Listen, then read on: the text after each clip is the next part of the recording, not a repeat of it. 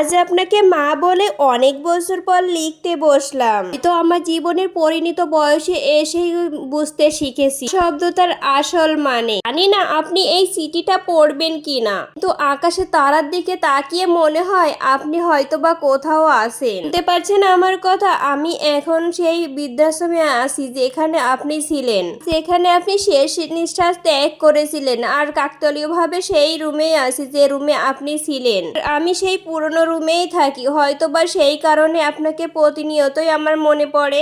যদি আগে বুঝতাম আপনার ভালোবাসার রূপটা কেমন ছিল, তাহলে হয়তো বা আপনি কিভাবে সংসার করতেন, কিভাবে থাকতেন, এগুলো যদি বুঝতে পারতাম তাহলে হয়তো বা এমনটা হতো না। এরপর আপনি আপনার মতো করে সংসারটা সামলাতেন, আর আমি ভাবতাম আমি হয়তো বা বন্দি হয়ে গেছি। তখন আমি বুঝতেই পারিনি সংসারের হালটা আপনি নিজের হাতে রেখেছিলেন আমাদের ভালোর জন্য। আর সে তখন যদি বুঝতে পারতাম তাহলে হয়তো বা এমনটা কখনোই হতো না। যখন বলতেন বৌমা যতটা খাবে ততটা নাও, তখন আমার ভীষণ রাগ হতো। ভাবতাম আপনি অনেক কৃপণ ছিলেন, এটাই তো আমি এটাই বুঝতে পারিনি যে আপনি এগুলো আমাদের শেখাতেন। তখন আপনার ছেলে আমার স্বামী আপনার হাতে বেতনটা দিত, তখন আমার ভীষণ রাগ হতো। ভাবতাম এই বেতনের টাকাটা কেন আপনার হাতে দেয়, এগুলো আমার হাতে দিবে তো আপনার হাতে কেন দিচ্ছি। মনে আমি সবসময় ভাবতাম কবে যে আপনার থেকে আমি মুক্ত হব। সময় আমার স্বামীকে আমি বোঝালাম আমার নিজের জেদের কারণে সেটা আর কি সম্ভব হলো, তার কর্মস্থলে আমি যাব।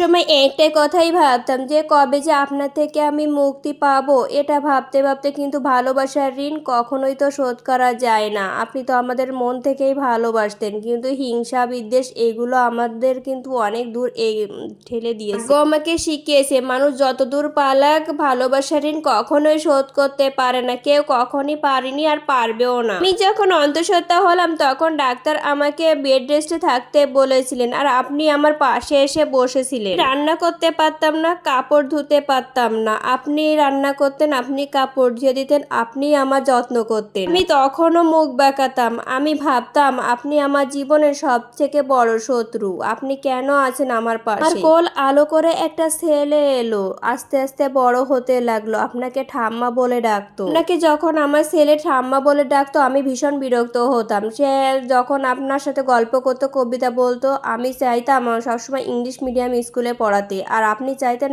সে বাংলা মিডিয়াম স্কুলে পড়বে। আপনার ভালোবাসার কথা সে কখনোই ভুলিনি। আমরা ভালোবাসার জায়গাটা একটু ছোট হয়ে গিয়েছিল, তাই আমি আবার একটু বলতেছিলাম গ্রামের বাড়ির জায়গাটা বিক্রি করে শহরে একটা বাড়ি করব। এটাতে আপনি অনেক আপত্তি করেছিলেন যে আমার স্বামীর ভিটা আমি বিক্রি করতে দেব না। পর্যন্ত আপনাকে আমি রাজি করালাম, আর রাজি করানোর পরে ভাবলাম আপনাকে আমি বৃদ্ধাশ্রমে পাঠিয়ে দেব। আপনি যখন চলে গেলেন তখন আমি অনেক খুশি হলাম, আর যখন ফোনে খবর আসলো আপনি মারা গেছেন তখন আমি অনেক খুশি হয়েছিলাম, আর ভাবলাম যা কাজ ঝামেলা মুক্ত হয়েছে। এখন ভাবি এই কথাটা আমার জীবনের কাল হয়ে দাঁড়িয়েছে। আর ছেলে বড় হলো, ছেলেকে বিয়ে করালাম, বিয়ে করানোর পর ছেলের বউ তো আমার সবসময় অবাধ্যই থাকতো। সব কথাতে আমার বৌমা অনেক বিরক্ত হতো, আর আমি বসে বসে ভাবতাম আপনার সেই জায়গাটাই আমি চলে গেছি, আপনি যে জায়গাটাই ছিলেন। আসলে আপনার সাথে আমি অনেক অন্যায় করেছি। আর আমার স্বামী স্ট্রোকে মারা গেল, আমার ছেলে ফ্ল্যাট করবে, তার জন্য আমাকে রাজি বানাচ্ছে জায়গাটা বিক্রি করে। আমি কোনো মতেই রাজি হচ্ছিলাম না। এরপর আমি কোনোভাবেই রাজি হলাম।